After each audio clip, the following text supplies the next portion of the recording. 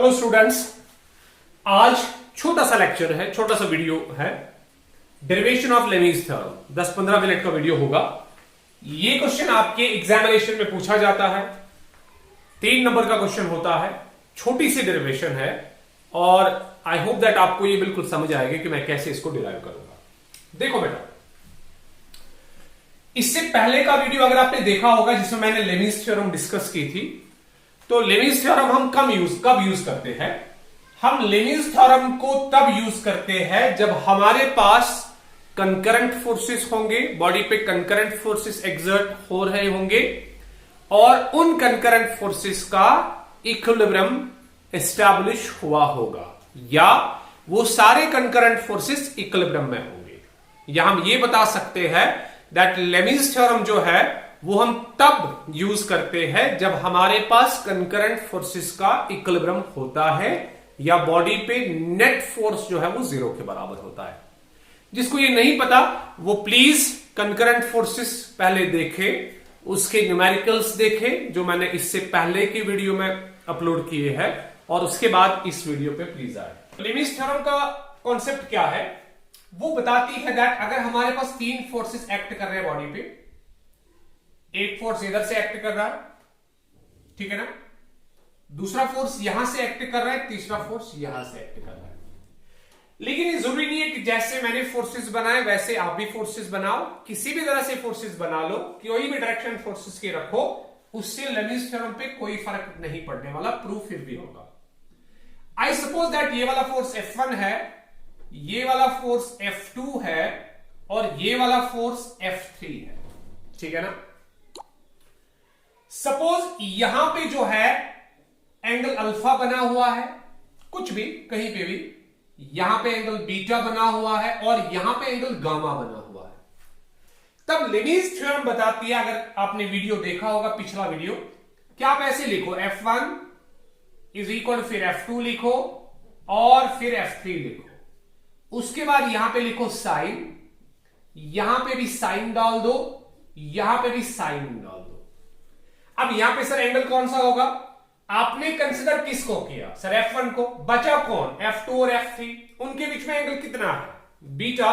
तो आपको beta angle यहां पे डालना पड़ेगा। F2 यहां पे है, आपने कंसीडर F2 को किया, आपके पास बचा कौन? F1 और F3। उनके बीच में एंगल कितना? गामा। तो इधर गामा डाल दो। F3 आपके पास है, आपने F3 को कंसीडर किया, बचा कौन? F2 और F1। तो उसके पास अल्फा एंगल है, तो इधर अल्फा डाल दो। तो ये लेमीज थ्योरम है और इसी थ्योरम को हम आज प्रूव करना चाहते हैं। लेकिन याद रहे लेमीज थ्योरम किसके लिए वैलिड है? हमारे पास 3 फोर्सेस अगर कंकरेंट फोर्सेस है और वो इक्विलिब्रियम में है। आपको याद होगा इक्विलिब्रियम कंडीशन क्या है कि तीनों फोर्सेस का जो वेक्टर सम है बेटा, वो वेक्टर सम तीनों फोर्सेस का किसके बराबर होना चाहिए? 0 के बराबर होना चाहिए। अगर ऐसी कंडीशन आपके पास है तब हम लेमीज थ्योरम प्रूव कर सकते हैं और हम बता सकते हैं लेमीज थ्योरम ये बताती है। लेकिन और एक चीज आपने प्रीवियस लेक्चर में देखी होगी, आई होप दैट आपने प्रीवियस वीडियो देखा होगा। आपने देखा होगा कि दैट अगर 3 वेक्टर्स का सम रिजल्टेंट 0 के बराबर है तो उन 3 वेक्टर्स को by means of sides of a triangle represent किया जा सकता है, but all taken in same order. सभी को सेम ऑर्डर में लेना है। मतलब अगर F1, F2 और F3 का सम किसके बराबर है? हाँ, 0 के बराबर है, तब F1 को, F2 को, F3 को 3 sides of a triangle, 3 sides of a triangle से रिप्रेजेंट किया जा सकता है और आपको इन तीनों को in the same order consider करना पड़ेगा। मतलब सर ऐसे प्रीवियस लेक्चर में मैंने ऐसे ही डिफाइन किया था। देखो, हम फॉर एग्जांपल ये ट्रायंगल कंसीडर करते हैं, ये मेरे पास ट्रायंगल है और मैं तीनों फोर्सेस को बना रहा हूं। सर ये वाला फोर्स F1 हम चूज करेंगे, आप कुछ और भी चूज कर सकते हो, कोई हार्ड एंड फास्ट रूल नहीं है। आप इसको F2 भी रख सकते हो, इसको F1 रख सकते हो, इसको F3 रख सकते हो, या कुछ भी। इसको मैं F2 मान के चलता हूं, ये वाला F2 है, और इसको मैं F1 मान के चलता हूं, ये वाला F1 है, ठीक है ना। अब देखो, अगर मैं ये मान के चलूं दैट ये वाला एंगल अल्फा है और ये वाला एंगल बीटा है और ये वाला एंगल गामा है। क्या फिर मैं सही बोल रहा हूं दैट फोर्स F1 के बीच में और F2 के बीच में कितना एंगल है? अल्फा। F2 और F1 के बीच में कितना एंगल है? बीटा। F1 और सॉरी ये F3 है, F3 और F1 के बीच में कितना एंगल है? गामा। क्या मैं सही बोल रहा हूं? नहीं सर, आप तो गलत बोल रहे हो। क्यों? क्योंकि वेक्टर्स में जब भी एंगल को डिफाइन किया जाता है तो वो एंगल हमेशा वेक्टर्स के टेल्स के बीच में बनता है। जब एक वेक्टर की टेल को दूसरे वेक्टर की टेल के साथ मिलाया जाता है तब जो एंगल सबटेंड होता है उसी एंगल को कहा जाता है angle between the two vectors. लेकिन हमारे वाले केस में मैंने F1 का हेड F2 के टेल के साथ मिलाया है, फिर उस एंगल को नाम दिया है अल्फा। तो मैं गलत, ये अल्फा एंगल है लेकिन ये F1 और F2 वेक्टर्स के बीच में एंगल नहीं बोल सकते। सर अब देखो हम क्या करेंगे। अच्छा ऐसे इमेजिन करो, ये मेरे पास F1 है, ये मार्कर मेरे पास F1 है और ये ग्रीन कलर की कैप इसके हेड को रिप्रेजेंट कर रही है। अगर मैं इसी वेक्टर को आगे डिस्प्लेस करूं और इधर रखूं तो इसका मतलब हेड इधर चला गया तो इधर क्या बनेगी? सर इधर तो टेल आएगी। हेड इधर चला गया, इधर से टेल आएगी। तो अगर ये और ये इनके बीच में एंगल देखा जाए, क्या वही रिप्रेजेंट करेगा angle between the two vectors? तब ये जो एंगल आप यहां बना रहे हो, क्या हमें सर ऐसे करना पड़ेगा कि हम इस F1 को आगे प्रोड्यूस करेंगे? हाँ, जब आप इसको आगे प्रोड्यूस करोगे तो आपके पास क्या रहेगा? सर हेड तो आगे चला जाएगा लेकिन टेल इधर रहेगा। तब ये वाला एंगल जो है, क्या ये हेड और टेल के बीच में रहेगा कि दो टेल्स के बीच में? सर ये तो दो टेल्स के बीच में रहेगा। इसका मतलब ये डिफाइन करेगा I am the angle between, हाँ कौन कौन से फोर्स के बीच में? F1 और F2 के बीच में। अब सवाल है सर ये कितना होगा ये एंगल? देखो ये टोटल एंगल आप देख रहे हो ये 180 डिग्री के बराबर होगा। देखो ये 180 डिग्री है कि नहीं? सर ये 180 डिग्री है। हमने काटा कितना है? सर हमने काटा अल्फा है, तो बचा कितना? सर बचा 180 डिग्री माइनस अल्फा। हाँ सर ये तो ठीक है। अब यहां देखो, अगर इधर समझ नहीं आया, यहां पे जो एंगल बीटा बन रहा है ये F2 के हेड के बीच में और F3 के टेल के बीच में बन रहा है। तो इस बीटा को नहीं मान सकते that it is the angle between F2 and F3। अब क्या करना पड़ेगा? हम इस F2 को आगे खींचेंगे कुछ ऐसे, सो दैट इसका हेड आगे चला जाए और टेल इधर कंसिडर हो।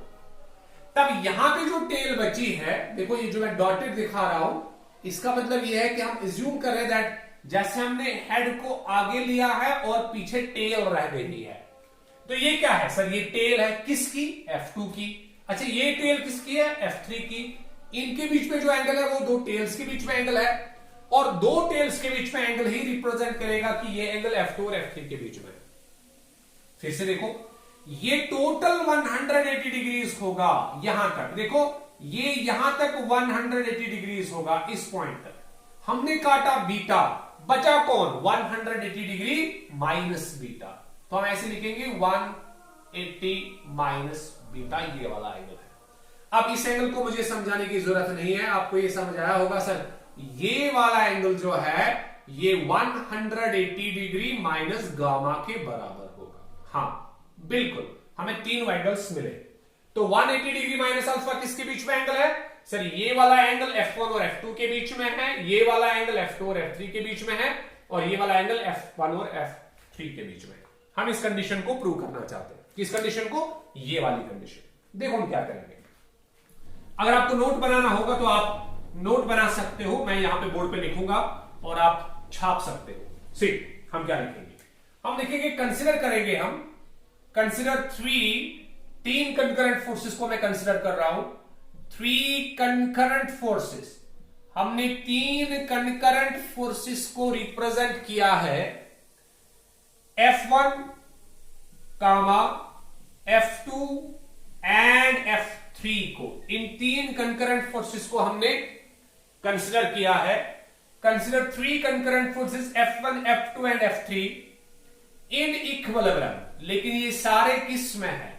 सर ये तो इक्विलिब्रियम है, ठीक है ना।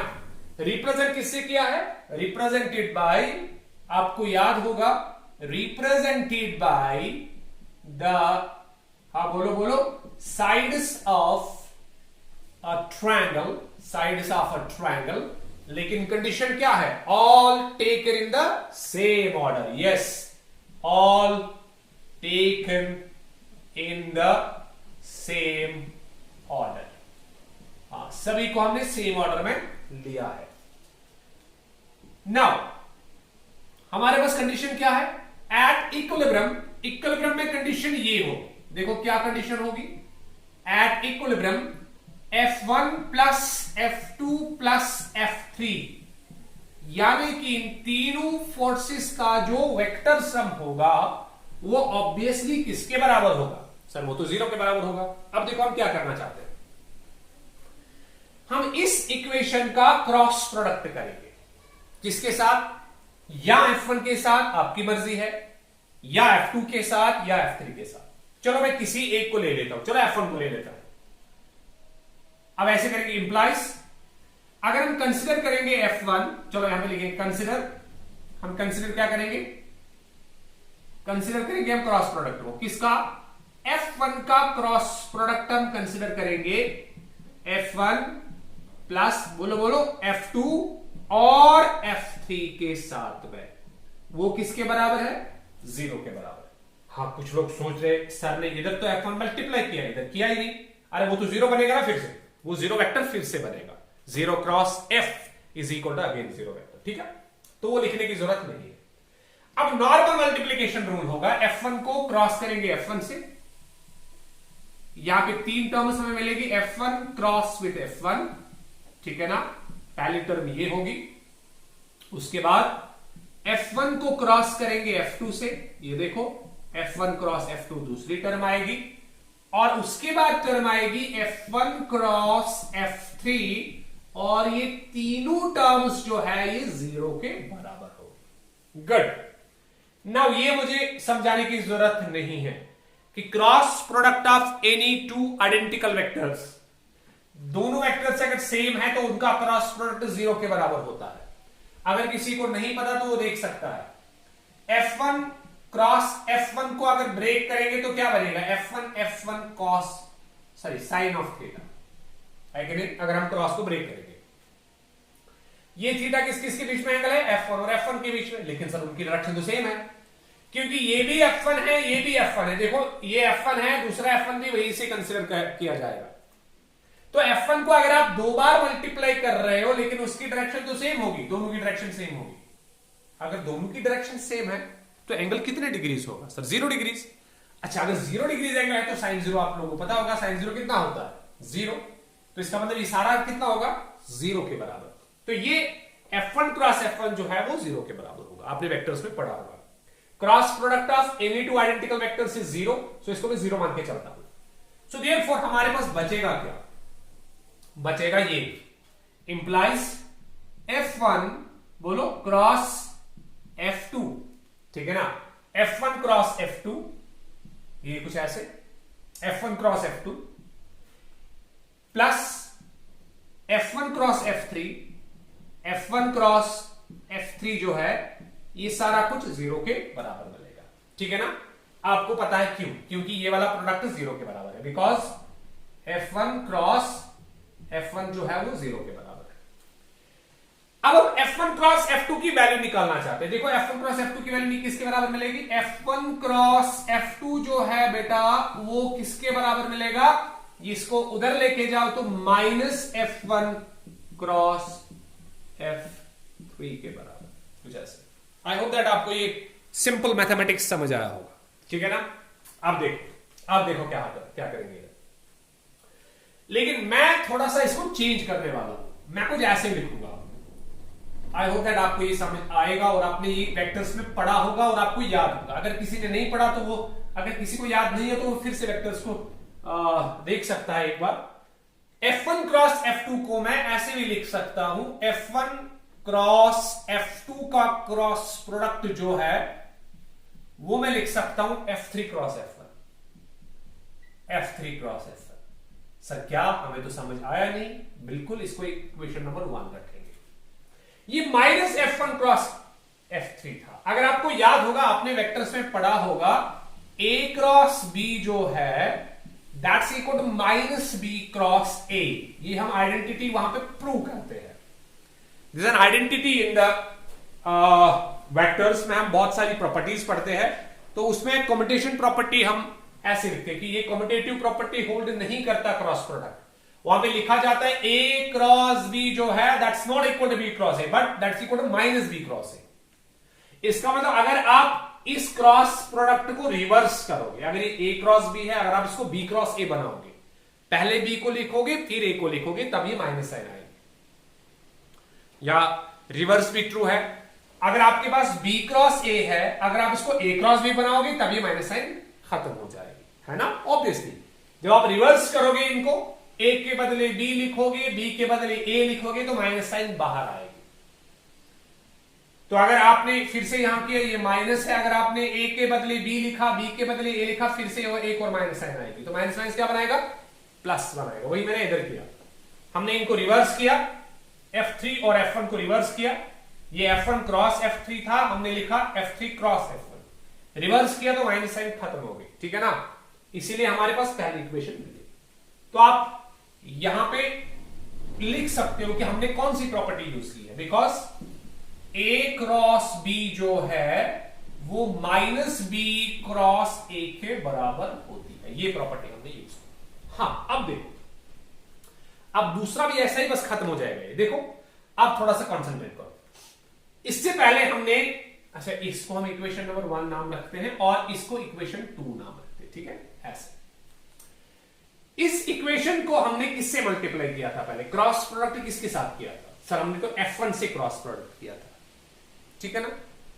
अब आप दूसरा क्रॉस प्रोडक्ट ऐसे करो कि आपको या तो ये टर्म मिले या तो ये टर्म मिले। कौन से, या तो आपको F1 क्रॉस F2 मिले या F3 क्रॉस F1 मिले। चलो कुछ भी, हम F3 से मल्टीप्लाई करेंगे। सर क्यों, क्योंकि जब आप क्रॉस करोगे F3 से, तो F3 क्रॉस F1 हमें पहले ही मिलेगा, है कि नहीं। अरे ये मिलेगी ना, कुछ भी। अच्छा F2 से मल्टीप्लाई करो, आपको F2 क्रॉस F1 मिलेगा, फिर वो रिवर्स होके F1 क्रॉस F2 मिलेगा। अब जैसा भी आपको चाहिए, आपने पहले F1 से क्रॉस किया, अब आप F2 से या F3 से क्रॉस करो, ठीक है ना। अब आप कुछ ऐसे करेंगे, कंसिडर अगेन कुछ ऐसे, F3 से मल्टीप्लाई करेंगे हम, F3 cross with F1 plus F2 plus F3, ठीक है ना। F1 plus F2 plus F3, ये सारा कुछ किसके बराबर, सर ये तो 0 के बराबर है। चलो अब फिर से वही कुछ करना है जो मैंने अभी किया। अब फिर से वही प्रोसीजर है आपका, जो है रिवाइज हो जाएगा प्रोसीजर यहां से, क्योंकि ये बिल्कुल वही करना है जो मैंने पहले स्टेप में किया। F3 क्रॉस F1, ये सर हो गया F3 क्रॉस F1, पहली टर्म आपके पास आएगी। उसके बाद plus sir F3 cross F2 term आएगी, F3 क्रॉस F2 टर्म आएगी, plus sir F3 cross F3 term आएगी। उसको आप जानते हो, ठीक है ना। आप सबके दिमाग में आया होगा, अच्छा F3 क्रॉस F3 फिर से आ गया, इससे पहले F1 क्रॉस F1 आया था, अब F3 क्रॉस F3 आया, तो ये 0 के बराबर होगा, क्योंकि cross product of any two identical vectors is 0। तो बच्चे ये implies F3 cross F1 plus F3 cross F2 किसके बराबर बेटा, 0 के बराबर, ठीक है ना। इसको इधर लेके जाओ, तो F3 cross F1, F3 cross F1 अगर मैं उधर लेके जाऊं इसको, तो ये बनेगा माइनस टाइम्स, बोलो F3 क्रॉस F2। क्या माइनस साइन को फिर से कैंसिल आउट करें, हाँ सर। तो क्या करना पड़ेगा, इनको रिवर्स कर दो। इंप्लाइज हम ऐसे लिख सकते हैं F3 cross with F1 is equal to, minus sign को कैंसिल किया तो F2 क्रॉस F3 लिखना पड़ेगा। ये इक्वेशन नंबर 2 है। अब देखो F3 क्रॉस F1 किसके बराबर है, सर F1 क्रॉस F2 के बराबर, लेकिन F3 cross F1 F2 plus F2 cross F3 के बराबर भी है। मतलब ये F3 क्रॉस F1 खुद किसके बराबर है? F2 क्रॉस F3 के बराबर भी, और F1 क्रॉस F2 के बराबर भी। मतलब ये और ये भी आपस में बराबर होंगे। अगर आपको ऐसे समझने आया, एक साइड इनका बराबर है तो दूसरा साइड भी आपस में बराबर होगा। तो F1 क्रॉस F2, अच्छा ऐसे लिखेंगे, आपको समझ आएगा। फ्रॉम फर्स्ट एंड सेकंड, जरा ये मुझे बोलो, क्या ऐसे आपको समझ आएगा? From first and second we have, हमें कुछ ये रिजल्ट मिलेगा कि चाहे आपके पास F1 क्रॉस F2 हो, देखो देखो देखो देखो, ठीक, या आपके पास F2 क्रॉस F3 हो, F2 बोलो बोलो क्रॉस F3 हो, दोनों जो है किसके बराबर है? F3 cross F1, F3 cross F1। तो वही रिजल्ट मैं इधर लिख रहा हूं, दोनों F3 क्रॉस F1 के बराबर है। जरा फिर से देखो, F1 cross F2, F1 cross F2 किसके बराबर? F3 क्रॉस F1 के बराबर। F1 क्रॉस F2 किसके बराबर? F3 क्रॉस F1 के बराबर। अच्छा, F2 cross F3, F2 cross F3 भी किसके बराबर? F3 cross F1। तो इसका मतलब इन दोनों इक्वेशन से ये मुझे मिला, कुछ कुछ तो मिल रहा है ना। हमें तीन इक्वालिटीज चाहिए होती है, F1, F2 और F3, थोड़ा थोड़ा तो मिल रहा है। अब देखो, अब यहां से ज्यादा कुछ कैलकुलेशन पार्ट नहीं है। अब आपको याद होगा कि जब हम क्रॉस प्रोडक्ट ब्रेक करते हैं तब वहां पे साइन ऑफ एंगल आ जाता है। एंगल उन क्वांटिटीज के बीच में जिन क्वांटिटीज का आप क्रॉस प्रोडक्ट ब्रेक कर रहे हो। F3 क्रॉस कितना है? F1 है ना, F1 था, F3 क्रॉस F1, ठीक है, कुछ ऐसे। अब देखो, ये हो गया 1 2, ये हो गया 2 3, ये हो गया 3 1, ठीक है। अब देखो हम क्या करेंगे, हम क्रॉस प्रोडक्ट को ब्रेक करेंगे। देखो, अगर आपको याद होगा क्रॉस प्रोडक्ट में हम क्या करते हैं, A क्रॉस विथ B हम ब्रेक करते हैं ऐसे, मैग्नीट्यूड ऑफ A का मैग्नीट्यूड, मैग्नीट्यूड ऑफ B का मैग्नीट्यूड, ऊपर मैंने वेक्टर नहीं रखा, A का मैग्नीट्यूड, B का मैग्नीट्यूड, और sine of angle between them, A और B के बीच में एंगल। इसी तरह यहां पे होगा, जरा ये क्रॉस प्रोडक्ट ब्रेक करो, F1 क्रॉस विथ F2 अगर मैं ब्रेक करूं तो क्या होगा? F1 का मैग्नीट्यूड ये देखो, F2 का मैग्नीट्यूड ये magnitude, sine of angle between F1 and F2, अरे वो कितना है सर? ये F1 है, ये F2 है, इनके बीच में एंगल कितना है? 180 डिग्री। हाँ बोलो, माइनस अल्फा। ऐसे तो ऐसे ऐसे मैं सबके क्रॉस प्रोडक्ट ब्रेक करता जाऊंगा, कुछ ऐसे। तो मैं ऐसे लिखूंगा, नाउ इसको मैं ब्रेक करूंगा, F1 F2 sine of 180 degree minus alpha, F1 और F2 के बीच में ये एंगल है, is equal F2 F3 sine of, बोलो साइन ऑफ F2 और F3 के बीच में, सर ये F2 है, ये F3 है, ये एंगल है 180 degree minus beta, is equal, last term क्या है? F3 F1, so F3 F1 sine of 180 degree minus gamma, क्योंकि वही तो बचा, बाकी सारे खत्म हो गए, ठीक है ना। अब देखो, अच्छा साइन के सामने 180 होगा तो साइन चेंज नहीं होता, साइन 180 डिग्री माइनस अल्फा, वापस sine alpha, sine 180 degree minus beta, वापस साइन बीटा, और ये वापस साइन गामा। क्या मैं ऐसे लिख सकता हूं? इंप्लाइज F1 F2 जो है इसके साथ में रहेगा साइन अल्फा, F2 F3 जो है इसके साथ में रहेगा साइन बीटा, और F3 F1 जो है इसके साथ में रहेगा साइन गामा। सर कहां मिला? हाँ अभी तो नहीं मिला, हम एक काम करेंगे, डिवाइडिंग ईच टर्म, हम ईच टर्म जो है उसको डिवाइड करेंगे F1 F2 F3 से, प्रोडक्ट ऑफ ऑल द 3 4 से डिवाइड करेंगे, बस आंसर मिलेगा। देखो F1 F2 sine of alpha divide करेंगे F1 F2 F3 से, is equal to F2 F3 sine of beta divided by करेंगे F1 F2 F3 से, उसके बाद F3 F1 sine of gamma divide करेंगे F1 F2 और F3 से। अब यहां पे F1 और F2 कैंसिल होगा, यहां पे F2 और F3 कैंसिल होगा, है कि नहीं? यहां पे F3 F1 कैंसिल होगा, मतलब ये और ये कैंसिल आउट होगा। तो बचेगा क्या? Sine alpha divided by F3 is equal to sine beta divided by F1। बच्चे सोच रहे इसको तो उल्टा मिला, इससे तो F1 F2 डिवाइड बाई दिखाया था, इसको तो उल्टा मिला। कोई बात नहीं, इसको सीधा करेंगे भी डिवाइडेड बाई F2, ठीक है ना? सीधा हम कर सकते हैं इसको।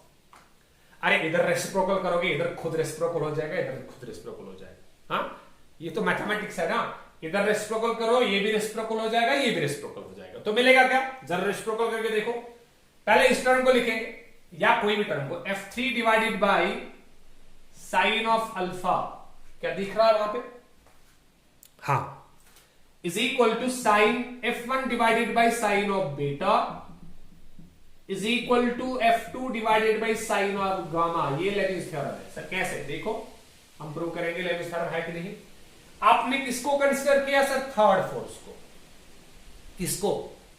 थर्ड फोर्स को कंसीडर किया।